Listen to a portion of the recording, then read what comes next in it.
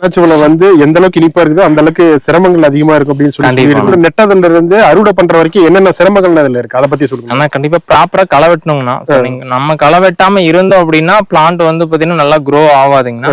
So 2 வருஷத்துல வரக்கூடிய பயிர்கள் எல்லாமே 3 வருஷம் 4 வருஷம் ஆயிரும். சோ அது இல்லாம எலிகள்லாம் ஃபுல்லா டேமேஜ் பண்ணிரும். சரி, அப்படி டேமேஜ் பண்ணீங்கன்னா நமக்கு தான் லாஸ் ஆகும். இந்த சைடுல இன்னொரு பிளாக்னா இந்த முள்ளு இருக்குது, அது கொஞ்சம் சிரமமா இருக்கு எனக்கு பொறுத்த வரைக்கும். அதனாலதான் நானே உள்ளுக்குள்ள சொட்டு போட்டு வந்திருக்கீங்கன்னா. இதெல்லாம் வந்து பாத்தீங்கன்னா இது மேல நம்ம பட்டுச்சுன்னா பாருங்க, இது பட்டுச்சுன்னா பயங்கரமா இதாகும். இந்த அளவுக்கு வரி வரியா இருக்குது பாருங்க. ஆமா சரி சரி சரிங்க. இது இப்படி இருக்கிறதுனால தெரிவிச்சுக்காதீங்க. இது இப்படி கை போச்சுன்னா ஃபுல்லா அங்கங்க இழுத்துரும்.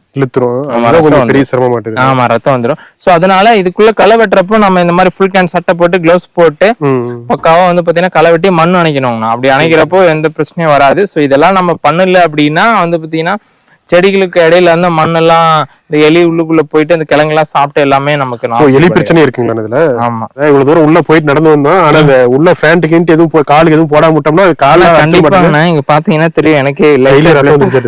ஆமா, சும்மா லைட்டா. பட் இந்த மாதிரி கிளவுஸ் போட்டுக்கணும். காட்டுக்குள்ள நடவு பண்றப்ப ஃபேண்ட் ஒரு பக்காவா வந்து பாத்தீங்கன்னா ஒரு ஷூ போட்டுக்கிட்டீங்கன்னா இன்னும் பெட்டரா இருக்கும். சரி சரி, நம்மளுக்கு சேஃப்டி தானே. கீரல் மாதிரி நிறைய போட்டு. ஆமா, ஐயோ ரேகையே ஒர்க் ஆகுதுங்க. கையெல்லாம் பாருங்க புள்ளி புள்ளியா இருக்கிற மாதிரி. ஆமாங்க, அந்த பழம் இவ்வளவு நாளா ஒடிச்சதுனால 2 மந்த் ஒடிச்சதுனால ரேகையே ஒர்க் ஆகாது. எங்களோட ஃபிங்கர் வச்சா கூட ஒர்க் ஆகும்.